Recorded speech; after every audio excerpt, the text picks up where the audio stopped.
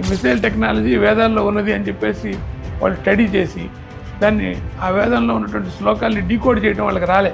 ఆ రోజు second world war వాడడానికి ఈయన యొక్క ఉపయోగం తీసుకున్నారు వాళ్ళు. ఇవాళ ఫ్రాంక్ఫర్ట్లో ఆయన యొక్క ఫోటో ఉంటుంది. ఒకసారి ఇందిరాగాంధీ గారు వెళ్ళినప్పుడు ఆ ఫోటో చూపించి ఆయన మీకు ఎవరినో తెలుసా అంటే హనుమాన్ చాలీసా అన్నారు కదా, హనుమాన్ చాలీస్లో ఏ పదం సార్ అది? 20,000 యోజన పరభాను లీల్యో తాహి మధుర ఫల జాను అని ఒక అవును ఇది ఉంటుంది. హనుమంతుడు సూర్యుడిని చూసి ఇదేదో పండు అనుకుని ఎగిరి వెళ్ళాడని, అది ఎన్ని యోజనాలు వెళ్ళాడు అనేటువంటిది ఒక లెక్క దాంట్లో ఉందన్నమాట. మనకి ఏది ఉందో అది వేదాల్లో ఉంది, ఏది లేదో అది వేదాల్లో లేదు అనేటువంటిది మన వాళ్ళు చెప్తుంటారు. ప్రపంచంలో ఏది ఉన్నా సరే అది వేదాల్లో ఉంది. దేహానికి కషాయం, దేశానికి కాషాయం అని ఎందుకంటే ఈ అదాని అంబానీలు చూస్తున్నారు కానీ అసలు దేశ సంపదని విదేశాలకు పట్టుకుపోతున్నారు. వీటి గురించి ఎవరైనా ఒక క్షణం ఆలోచించారా? ఒక యువకుడని ఆలోచించారా? మనకు అందుకే చెప్పారు, మన ధర్మం అతి సనాతనం, నిత్య నూతనం, ఎప్పటికప్పుడు ఎవాల్వ్ అవుతూ వచ్చింది. అది మార్చుకుంటూ తను మార్చుకుంటూ వచ్చింది.